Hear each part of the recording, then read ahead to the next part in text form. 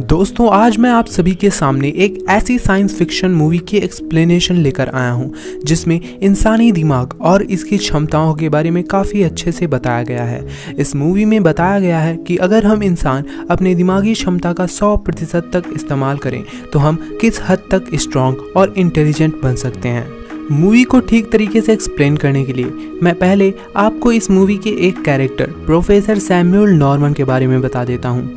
Basically professor Samuel Norman पिछले 20 सालों से इंसानी दिमाग की क्षमता पर काफ़ी सारी रिसर्च कर रहे हैं और इससे संबंधित उन्होंने काफ़ी सारी थ्योरीज भी दी हैं। प्रोफेसर सैमुअल नॉर्मन एक स्टेज पर इंसानी दिमाग के बारे में लेक्चर दे रहे होते हैं, जहां पर वो बताते हैं कि इस धरती पर इतने सारे जीव रहते हैं लेकिन ये अपने दिमाग का सिर्फ 2 से 3% ही इस्तेमाल कर पाते हैं। पृथ्वी पर इंसान सबसे बुद्धिमान है और वो अपने दिमाग का 10% तक इस्तेमाल करता है, लेकिन पृथ्वी पर एक ऐसा जीव भी है जो अपने दिमाग का 20% तक इस्तेमाल करता है और वो है डॉल्फिन।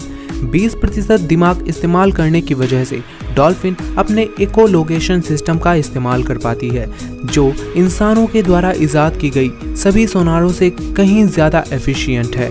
अब यहाँ से मूवी की स्टार्टिंग होती है। मूवी की स्टार्टिंग में हम एक लड़की को देखते हैं जिसका नाम लूसी है। वो अपने बॉयफ्रेंड रिचर्ड के साथ एक होटल के बाहर खड़ी होती है।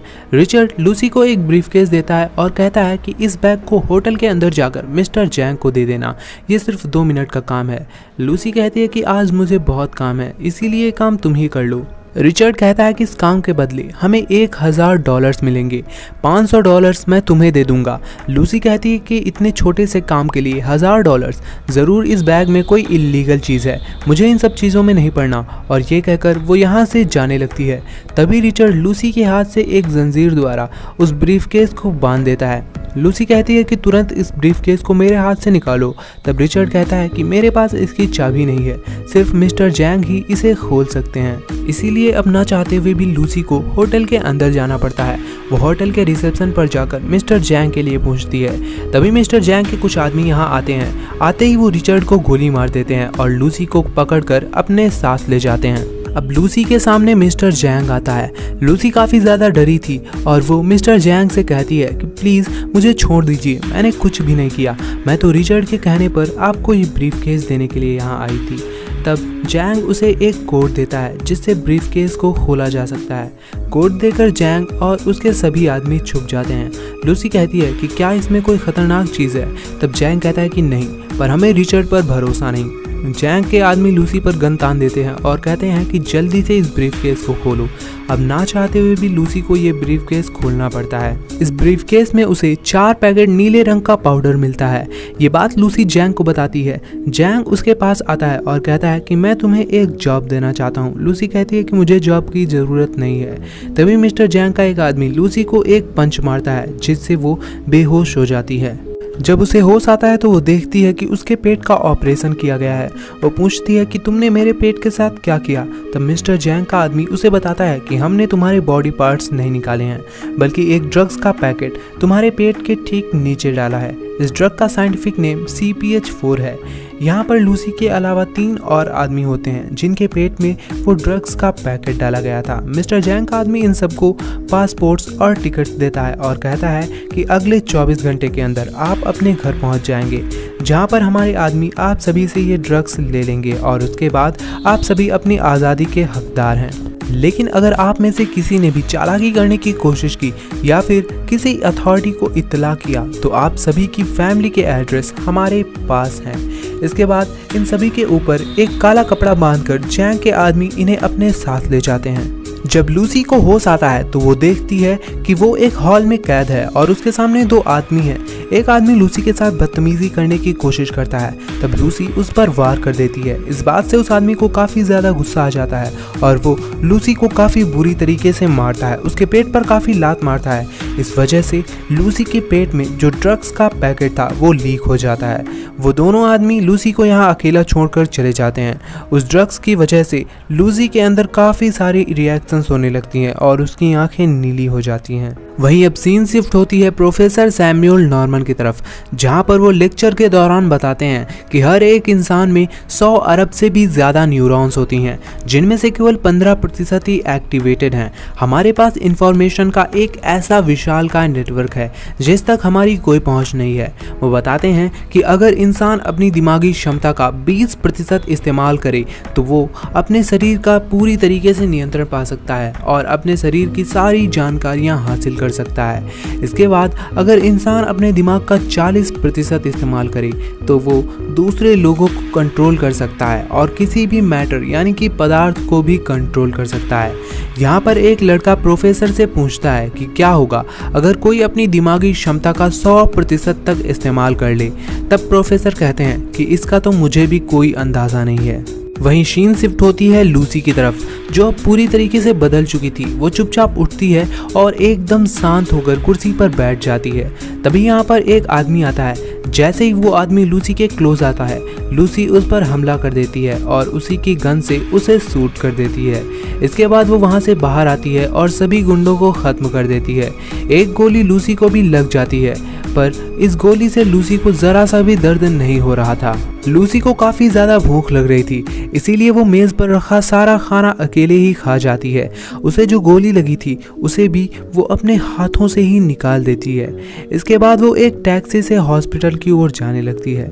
रास्ते में वो कई लोगों को देखती है जो कि चाइनीज़ भाषा बोल रहे थे और थोड़ी देर में ही लूसी चाइनीज़ भाषा सीख जाती है। हॉस्पिटल पहुंचने के बाद लूसी सीधा ऑपरेशन थिएटर में पहुंचती है, जहां पर डॉक्टर एक मरीज का ऑपरेशन कर रहे थे।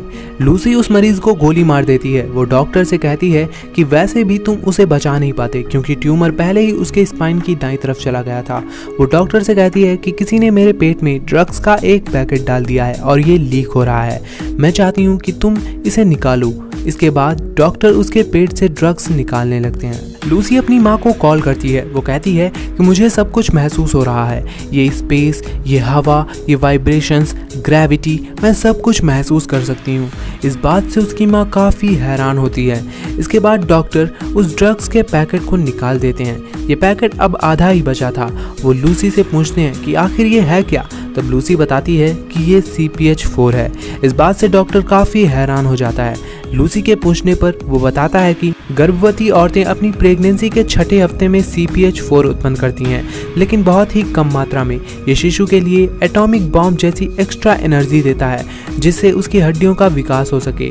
मैंने सुना था कि मार्केट में इसका सिंथेटिक वर्जन बनाया जा रहा था, पर मुझे ये नहीं पता है कि वो इसमें कामयाब हुए या नहीं। अगर ये सच में सिंथेटिक CPH4 है तो मैं हैरान हूँ कि तुम अब तक जिंदा कैसे हो। लूसी कहती है कि ज़्यादा देर तक नहीं। इसके बाद लूसी उस ड्रग्स के पैकेट को लेकर मिस्टर जैंग के पास जाती है। वो जैंग के सभी सैनिकों को मार देती है और जैंग के दोनों हाथों में चाकू भोंक देती है। इसके बाद वो जैंग के सिर पर अपना हाथ रखती है और उसकी याददाश्त में जाकर बाकी लोग जो ड्रग्स ले जा रहे थे उनका एड्रेस जान लेती है। इसके बाद लूसी अपने एक फ्रेंड के घर पहुंचती है, जहां पर वो उससे उसका लैपटॉप मांगती है। उसकी फ्रेंड उसे उसका लैपटॉप दे देती है। लूसी उस लैपटॉप के ज़रिए प्रोफेसर सैमुअल नॉर्मन के बारे में पता लगाती है। वो उन्हें कॉल करती है और अपनी सिचुएशन के बारे में बताती है। वो बताती है कि मैंने आपकी सारी रिसर्च पढ़ी है इंसानी दिमाग के बारे में। प्रोफेसर कहते हैं कि मुझे विश्वास नहीं हो रहा क्योंकि मैंने इतने सारे पेजेस लिखे हैं कि मुझे भी याद नहीं। तब लूसी कहती है कि आपने 6734 पेजेस लिखे हैं। वो बताती है कि आपने जो थ्योरीज लिखी हैं वो सही हैं। मैं अपने दिमाग को पूरी तरीके से कंट्रोल कर सकती हूँ। वो बताती है कि मैंने काफ़ी मात्रा में सिंथेटिक CPH4 सोख लिया है, जो मुझे मेरे दिमाग का 100% इस्तेमाल करने देगा। इस वक्त मैं 28% पर हूँ, पर इसी के साथ मैं अपनी मौत की ओर काफ़ी तेज़ी से बढ़ रही हूँ और मुझे शक है कि मैं अगले 24 घंटे के अंदर ही अपना दम तोड़ दूंगी।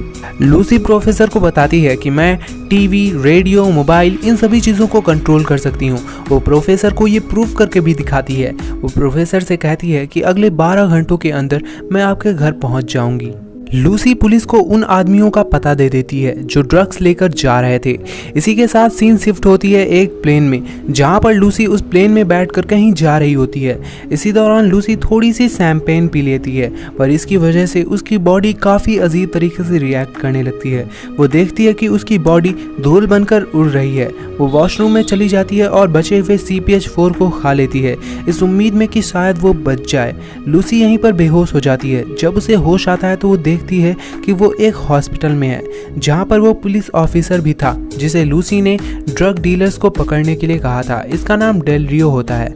लूसी को देखकर सभी लोग उसके ऊपर बंदूक तान देते हैं, पर लूसी के एक ही इशारे पर वो सभी बेहोश हो जाते हैं। डेल रियो के द्वारा लूसी को पता चलता है कि वो ड्रग डीलर्स एक हॉस्पिटल में हैं, जहां पर उनके पेट से वो ड्रग्स के पैकेट निकाले जाने थे। वहीं दूसरी तरफ मिस्टर जैंग फोन पर अपने आदमी से वो ड्रग्स लाने के लिए कहता है, लेकिन लूसी के पास अब नेटवर्क को कंट्रोल करने की पावर्स थी।